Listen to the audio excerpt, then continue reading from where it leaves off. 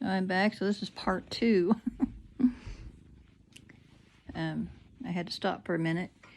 I was talking about my chemical-free cancer treatment, and if you get this right after, if you watch the first part and then you come back to this. So I was talking about how my cancer therapy and how, they kept wanting me to do chemo and radiation both, and they talked about it for several months that I wouldn't do it. And instead I chose to do the Gerson therapy, the juicing, which I don't understand how anybody, if you get sick and it's possible that organic non-GMO food could help you, sometimes you get to the point of, what do you got to lose? I mean, really, they were telling me that this was a highly aggressive cancer, and I'm like, I'm not sick. I don't want to be sick. If I do chemo, I'm going to be sick. I'm going to lose my hair.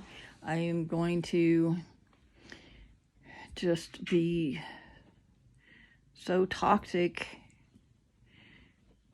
and be around my family, my animals, and I'm reading this stuff, and it's like, if you get vomit, you got to be careful that if I vomit near my animals, and it's like, everything was just, to me, I just couldn't do it because I was afraid of making my animals sick. I just wasn't willing. So I was handed the Gerson therapy book, and it's like, what do you got to lose?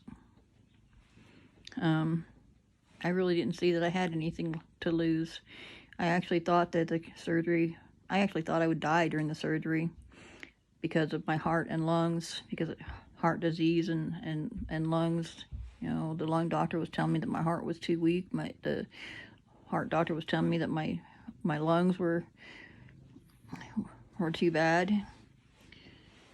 I mean, clear up to the minute of surgery, we were debating anesthesia because they were saying that this was going to be a long surgery and that I could end up on a ventilator, and if I ended up on a ventilator, I probably wouldn't come off.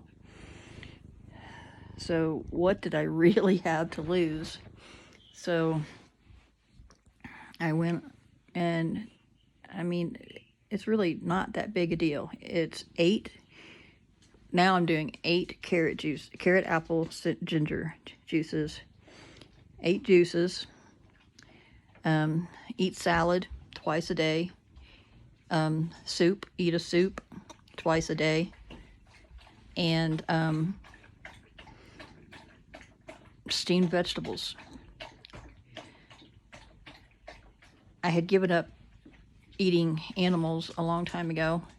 Anyway, I mean, except that I did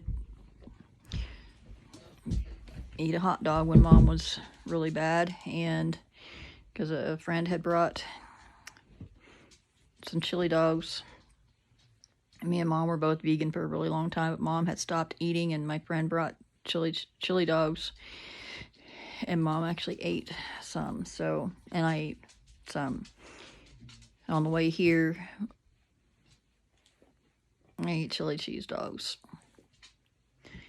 But other than that, I had pretty much given up all animal products a very, very long time ago. Like 7 years ago, I quit eating animals.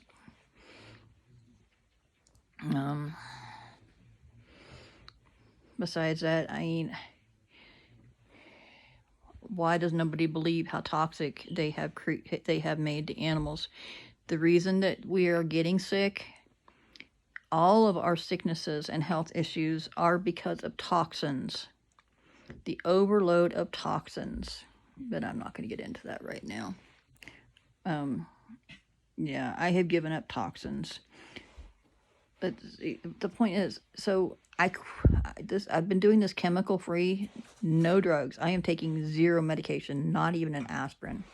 I don't even take an aspirin. And the doctors they don't get that. Every time I go to the doctor, they're like, okay, so what, your medication list? I'm like, I don't take any medicine. They're like, and then they're going over this past history, and it's like, no. Do you take aspirin? No, I don't.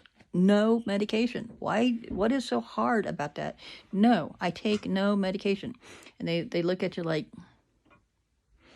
what about the, no. So I've been doing this since, let's see, June, I believe, is when we started the Gerson, and then after my surgery is when I started really getting into Chris beat cancer. Chris beat cancer. He beat stage 3 colon cancer with no chemicals.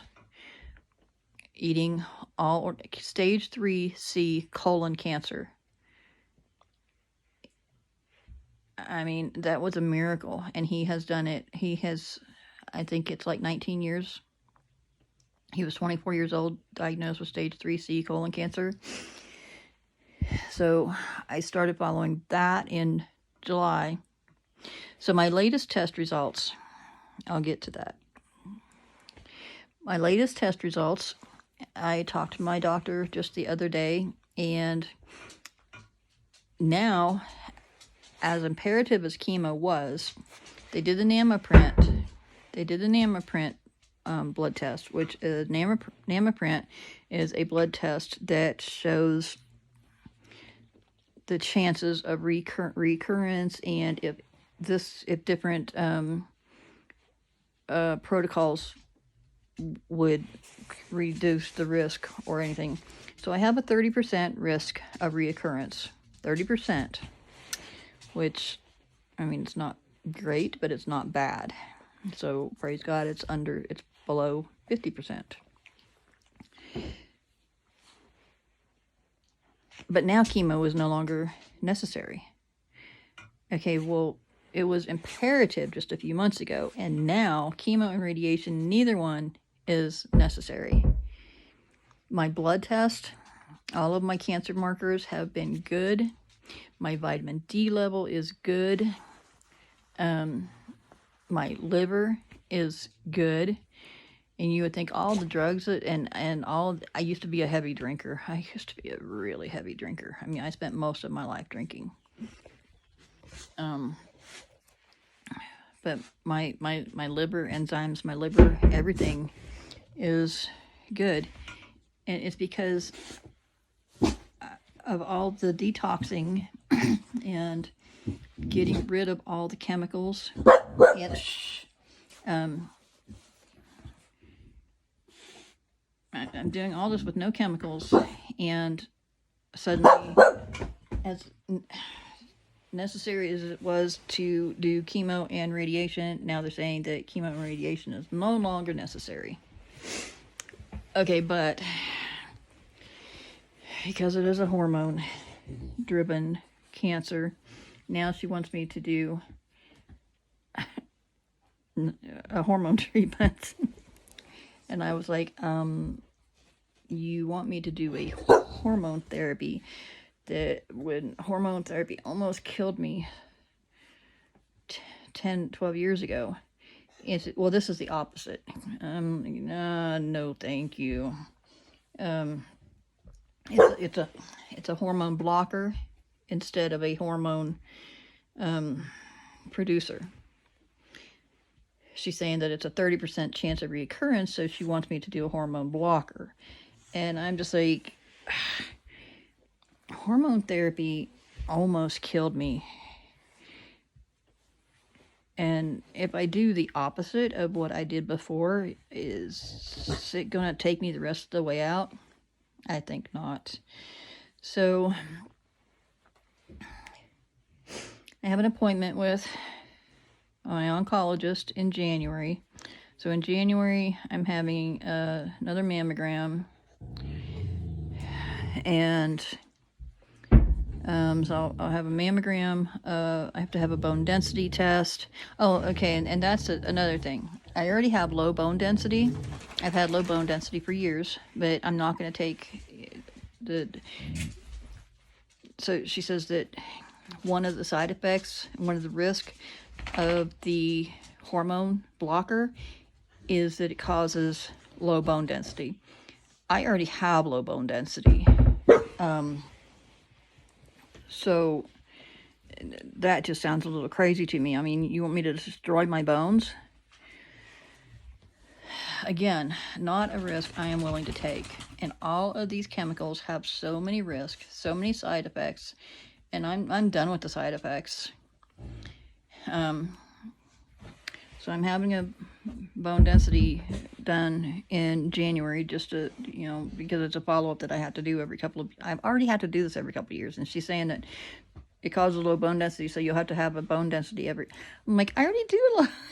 I'm already doing that. I've been doing one of the medicines. My mom had osteoporosis, and one of the medications the medication that she had to take was an injection in.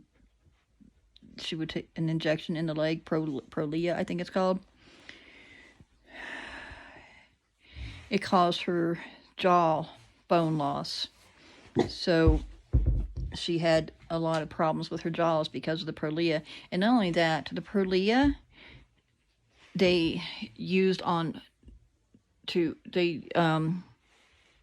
did their scientific studies using dogs. When you take this little pamphlet out of the box, it gives you the I'm trying to keep my animals away for a minute. They inject dogs with 10 times the amount that they give a human being to see what it does to their bones. I would never in a million years put something in my body that was so torturing to dogs. And that's another reason I hate medication, because all drugs are scientific studies they use animals, and I just think it's disgusting. And everything that they do to animals is just disgusting. And it's every animal. I just found out that they use worms to make scarves. Silkworms are made from silk scarves are made from silkworms. That's gross. That's just gross. Yeah, so they raise worms to turn into to spin into scarves. That's so awful. Anyway, so they're telling me that if I would do this hormone blocker, then I would also have to take medication for my bones. That's another medication. Years ago, I was taking a Fosamax, it might have been. It was a pill for bone density. And again, this pill, one of the side effects of the pill was that it causes blood clots in your throat. I got blood clots in my throat and almost choked to death on blood clots. Oh, the heart failure, it was caused by blood clots. So that's twice that I was taking medications that caused blood clots, and both times they almost killed me. The first time the blood clots went to my heart or went to my lungs, and when they broke free from my lungs, that is what caused the heart failure, that caused the pacemaker, that caused all the other drugs. That's the thing with medicine. It's like you start one thing, and then there's just so many others, and it's insane. But anyway, so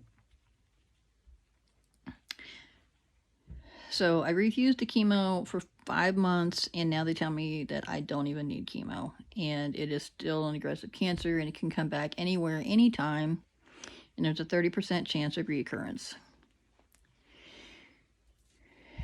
I'm going to stay chemical free, and if you want to follow my progress, subscribe to my YouTube channel.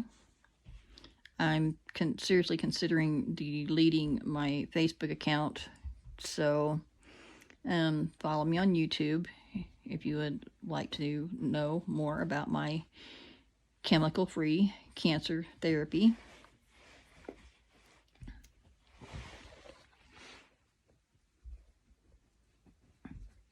I think you can find me on YouTube. It's Theresa Brooks, My Cancer Journey.